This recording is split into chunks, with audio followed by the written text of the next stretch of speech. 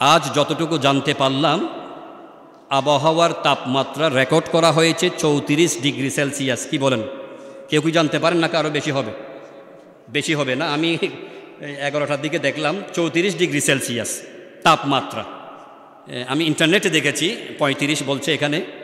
তাহলে সর্বোচ্চ রেকর্ড করা হচ্ছে 34 বা 35 ডিগ্রি সেলসিয়াস। দেখুন, এই গরমের তীব্রতা হওয়ার কথা ছিল আরব মরুভূমি এরিয়াতে, এই সময় ভারী বৃষ্টি বর্ষণ হওয়ার কথা ছিল আমাদের জায়গাতে, কিন্তু পুরো দুনিয়ার অবস্থা বদল হয়ে গেল, আকাশ পাতাল ব্যবধান হয়ে গেল। দুবাইতে আরব ভূমিতে ভূখণ্ডে এত পরিমাণে বৃষ্টিপাত হয়েছে যেটা তাদের 75 বছরের রেকর্ড ভঙ্গ করেছে। আর আমাদের দেশে এত খরা অনাবৃষ্টি দেখা গিয়েছে, আমরা সবাই হাই হুতাশ করছি। আজ থেকে 1500 বছর আগেই আমাদের সবচাইতে আপনজন দরদি নবী, প্রিয় নবী সাল্লাল্লাহু আলাইহি ওয়াসাল্লাম আমাদেরকে ভবিষ্যৎবাণী করেছেন, যখন তোমরা দেখতে পাবে তোমাদের দেশে, তোমাদের এলাকায়, তোমাদের পাড়ায়, তোমাদের মহল্লায়, তোমাদের ভূখণ্ডে অনাবৃষ্টি, খরা দেখা যাবে, তখন তোমরা বুঝে দিতে পারে 4টি কারণে তোমাদের এই এলাকাতে আল্লাহর পক্ষ থেকে খরা অনাবৃষ্টি চাপিয়ে দেওয়া হয়েছে। নাউজুবিল্লাহ। 1 নাম্বার হচ্ছে, যারা সঠিকভাবে জাকাত আদায় করে নাই, ওই সমস্ত জাকাত অনাদায়কারীর অপরাধের কারণে আল্লাহর পক্ষ থেকে এই খরা অনাবৃষ্টি নাজিল হচ্ছে। নাউজুবিল্লাহ। হুজুর, এটার সাথে জাকাতের কি সম্পর্ক?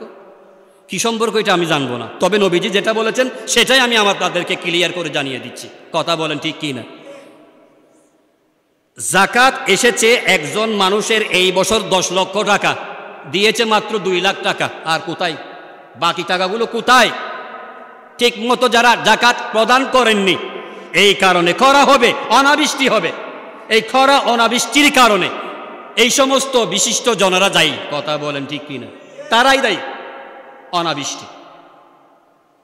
2 নম্বর হচ্ছে, যখন তোমাদের সোসাইটিতে, এরিয়াতে, এলাকাতে অশ্লীলতা, বেহায়াপনা, উলঙ্গপনা বৃদ্ধি পেয়ে যাবে, তখন তোমরা বুঝে নিতে পারবে তোমাদের এলাকায়, তোমাদের দেশে খরা অনাবৃষ্টি সৃষ্টি হবে। জয় বাংলা নামে কনসার্ট হয়েছে ঈদের পরে নাকি কয়েকদিন পরে নাকি? জয় বাংলা কনসার্ট হয়েছে, সেখানে যুবক যুবতী গা ঘেঁষে ঘেঁষে নাচানাচি করছে, অশ্লীলতা, বেহায়াপনা। এগুলাকে বন্ধ করার কোনো ক্ষমতা, কোনো প্রভাবশালী ব্যক্তি আমাদের দেশে নাই? তরুণ তরুণী গা ঘেঁষাঘেঁষি করে নাচানাচি করা, এগুলা কি আমাদের দেশের সংস্কৃতি? 90% মুসলমানের দেশে এই ধরনের যখন অশ্লীলতা ছড়িয়ে পড়বে, ডাক দুয়াই দেওয়ার কেউ যখন থাকবে না, কোনো প্রভাবশালীর ব্যক্তিত্ব হারিয়ে ফেলবে, তখন বোঝা যাবে আল্লাহর পক্ষ থেকে গজব হিসেবে এই ধরনের খরা অনাবৃষ্টি নাজিল হবে।